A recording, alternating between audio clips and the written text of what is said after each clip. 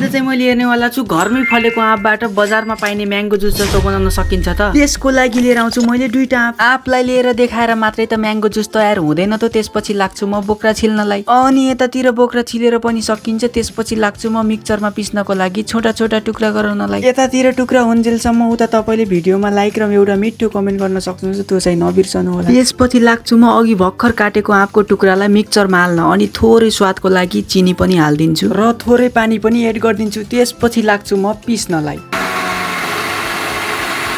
पिस्न त पिसिरहेको थियो तर भाँडो सानो भएर होला जम्मै रसभरि बाहिर निक्लिरहेको थियो अनि जुस पनि बाक्लो भइरहेको थियो। त्यसपछि मैले थोरै पानी एड गरेर फेरि पिस्न थाल्छु। यसरी जुस घरिघरि बाहिर निक्लिएपछि मैले त्यो डब्बाको जुसलाई अर्को डब्बामा सिफ्ट गरिदिन्छु। त्यसपछि लाग्छु म फेरि पिस्नलाई।